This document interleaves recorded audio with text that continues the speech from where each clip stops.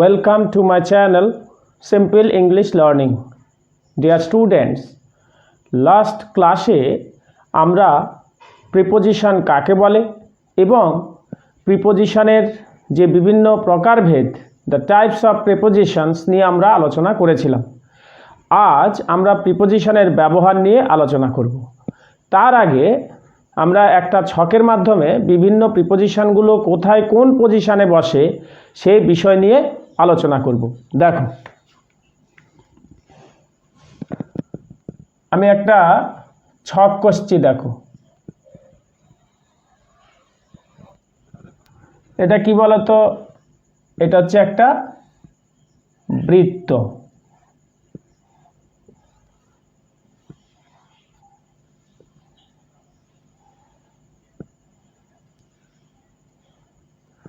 আচ্ছা, এটা হচ্ছে একটা বাক্স। এখানে আমি লিখছি দেয়ার ইজ আ বল, আর এখানে লিখছি দ্য বক্স, ফুল স্টপ। দেখো, এটা হচ্ছে ভেতরে, এই বক্সটার ভেতরটা হচ্ছে এটা, তাহলে ভেতরে হলে ইন। এটা হচ্ছে উপরে হলে অন। আচ্ছা, এটা হচ্ছে নিচে, তাহলে এটা হচ্ছে আন্ডার, আর এটা হচ্ছে কি অ্যাবাভ। বুঝতে পেরেছো? তাহলে আমরা যদি এই বক্সটাকে দিয়েই আমরা চারটে প্রিপোজিশন কে কোথায় বসে সেটা কিন্তু আমরা সহজেই বুঝতে পারছি। দেখো তো, তাহলে এখানে কি দাঁড়ালো? There is a ball under the box. আচ্ছা, তারপরে হচ্ছে কি there is a ball in the box. তারপরে হচ্ছে কি there is a ball on the box. There is a ball above the box. এই প্রিপোজিশনগুলোর ব্যবহার আমরা কিন্তু আলাদাভাবে শিখব, কিন্তু অ্যাজ এ হোল কোন প্রিপোজিশন কোথায় বসে সেই বিষয় নিয়ে আজকে আমরা এখানে ডিটেলসে আলোচনা করব। দেখো, এখানে তাহলে কি হলো? এটা হচ্ছে প্রথমটা আন্ডার, তারপরে হচ্ছে কি ইন, তারপরে হচ্ছে কি অন, আর তারপরে হচ্ছে অ্যাবাভ। বুঝতে পেরেছো? আবার দেখো, কোনো জিনিস যখন বাইরের থেকে ভেতরে আসে তখন সেটা কি হয় বলো তো? ইনটু বসে। এগুলো আমরা পরবর্তীকালে এক একটা প্রিপোজিশন নিয়ে আলোচনা করব। বুঝতে পেরেছো? এটা হচ্ছে ইনটু, ক্লিয়ার? আর যেটা অলরেডি ভেতরে আছে সেইটাকে তখন ইন বসে। বুঝতে পেরেছো? এইবার আমরা ইন্ডিভিজুয়ালি এক একটা প্রিপোজিশন নিয়ে আলোচনা করব। আজকে আমরা দুটো প্রিপোজিশন নিয়ে আলোচনা করব।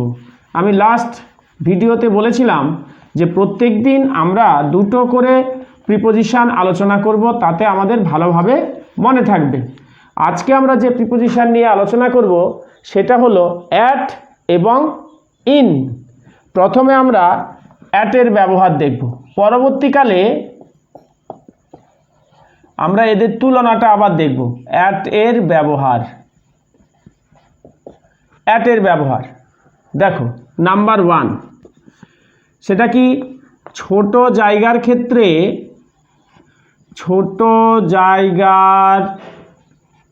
ক্ষেত্রে অ্যাট বসে। যেমন কি বলতো? At Sonarpur, at Shitala. বুঝতে পেরেছো? সোনারপুর একটা ছোট্ট জায়গা, সেই জন্য অ্যাট বসেছে। শীতলা একটি ছোট্ট গ্রাম, তাই এখানে অ্যাট বসেছে। অর্থাৎ যখন ছোট জায়গা বোঝাবে তখন কি বসবে? অ্যাট বসবে। ক্লিয়ার? আচ্ছা, নাম্বার 2, পয়েন্ট অফ টাইম মানে কি? নির্দিষ্ট সময় বোঝালে কি বসে অ্যাট বসে, সেটা হচ্ছে কি at 8 AM, at 12 PM, at 9 AM ইত্যাদি। বুঝতে পেরেছো? তাহলে অ্যাট 8 AM আমরা জানি কি সময়ের আগে অ্যাট বসে, সময় মানে হলো পয়েন্ট অফ টাইম, নির্দিষ্ট সময়। তাহলে অ্যাট 8 AM, অ্যাট 12 PM বা অ্যাট 9 AM। নাম্বার 3, কোনো কাজে কর্তব্যরত বোঝাতে, কর্তব্যরত বোঝাতে অ্যাট বসে। যেমন ধরো কর্তব্যরত বোঝাতে একটা পুরো বাক্য দিয়ে আমরা বোঝাচ্ছি, হি ইজ অ্যাট ওয়ার্ক, মানে বল কি বলতো অন ডিউটিতে আছে, অর্থাৎ সে কাজে রত আছে। বা he is at the office, মানে কি মানে অন ডিউটি অবস্থায় রয়েছে, এটা হচ্ছে অন ডিউটি, অর্থাৎ তিনি কাজ করছেন। বুঝতে পেরেছো? এই তখনই হচ্ছে অ্যাট বসে, যখন অন ডিউটি কর্তব্যরত বোঝায় তখন কি বসে অ্যাট বসে। বুঝতে পেরেছো? এরপরে আর কোথায় বসে, কোনো হলিডে, হলিডে যখন বোঝাবে তখন কি বসে অ্যাট। যেমন নাম্বার 4 হচ্ছে কি, যেমন ধরো হলিডে বা ছুটির দিন। ছুটির দিন কিন্তু একটা দিন করলে নয়, 2 বা তার বেশি যখন ছুটি বোঝাবে একটু বেশি পরিমাণে তখন কিন্তু অ্যাট বসবে ছুটির দিন বোঝালে। সেটা হচ্ছে কি উদাহরণ, যেমন ধরো at Christmas, at weekend, at weekend ইত্যাদি। বুঝতে পেরেছো? এইখানের ক্ষেত্রে তখন কি বসবে অ্যাট বসবে। আবার ধরো কারো দিকে কোনো কিছু ছুঁড়ে মারতেও কিন্তু অ্যাট বসে, যেমন he threw a stone at me, কাউকে কোনো কিছু ছুঁড়ে দিলে, কাউকে কোনো কিছু ছুঁড়ে দিলে তখন কি হয় অ্যাট বসে। যেমন ধরো Ram threw a stone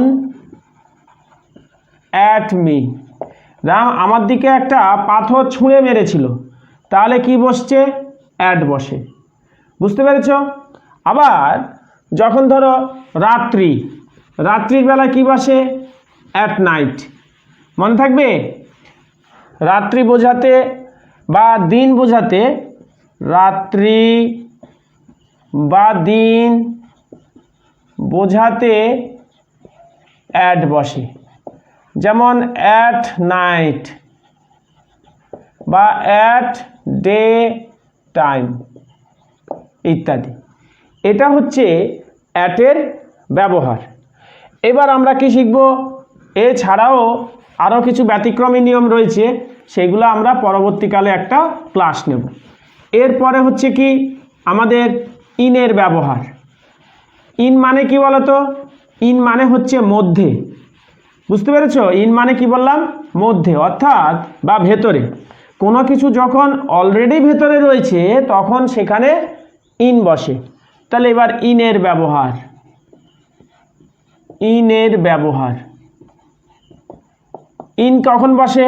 number 1, বড় জায়গা বোঝাতে, বড় জায়গা বোঝাতে, বড় জায়গা বোঝাতে বসে। যেমন ধরো in Kolkata, in Kolkata, in the district of, in the district of South 24, in the district of South 24 Parganas। তাহলে বড় জায়গা বোঝাতে কি বসে ইন বসে, নাম্বার 1। আচ্ছা number 2, fixed period of time, fixed period of time, সেটা হচ্ছে কি, যেমন ধরো ইন দ্য মর্নিং, আচ্ছা, ইন দ্য ইভিনিং, তারপর হচ্ছে কি ইন দ্য আফটারনুন এটসেট্রা। বুঝতে পেরেছো? ফিক্সড পিরিয়ড অফ টাইম, আগেরটা কি ছিল পয়েন্ট অফ টাইম, এবার হচ্ছে fixed period of time. In the morning, in the evening, in the afternoon, এই সমস্ত ক্ষেত্রে কি বসে? তখন ইন বসে। নাম্বার থ্রি হচ্ছে কি কোনো কিছু অলরেডি ভেতরে রয়েছে, কোনো কিছু এর মধ্যেই ভেতরে আছে। যেমন ধরো my pen is in my pocket. যেমন ধরো my pen is in my pocket, অর্থাৎ আমার এই পকেটের মধ্যে কলমটা রয়েছে, সেইটা বোঝাতে তখন কি বসে? ইন বসে। বুঝতে পেরেছ? এরপরে আরও বিভিন্ন ব্যবহার রয়েছে, সেগুলোর দিকে একটু লক্ষ্য করো। দেখো 4, সাল বোঝাতে। সাল বোঝাতে সেটা কি? যেমন ধরো ইন 1920 বা ইন 1970, অর্থাৎ সাল বছর বোঝাতে ইন বসে। আচ্ছা, আর কোথায় বসে ইন? যেমন ধরো মাসের আগে কি বসে? ইন বসে মাসের আগে। যেমন ধরো 5, মাসের আগে ইন বসে। যেমন ধরো ইন জুলাই, ইন অগাস্ট ইত্যাদি। অর্থাৎ মাসের প্রথমেই বসবে কি? ইন। নাম্বার 6, আবার কখন বসে? যেমন ধরো ডিকেডস, ডিকেডস মানে দশক বোঝাতে। দশক বোঝাতে কিন্তু ইন বসে। যেমন ধরো ইন 1920s, ইন 1920s 1920 দশকে। এই দশক বোঝাতে কি বসে? তখন হচ্ছে ইন বসে। বোঝা গেল? এই হচ্ছে ইন এবং অ্যাটের ব্যবহার। এবার দুটোর মধ্যে আমরা যদি পার্থক্য করি তাহলে জিনিসটা আরও ক্লিয়ার হবে, কনসেপ্টটা আরও ক্লিয়ার হবে। তাহলে আমাদের কি আছে দেখো।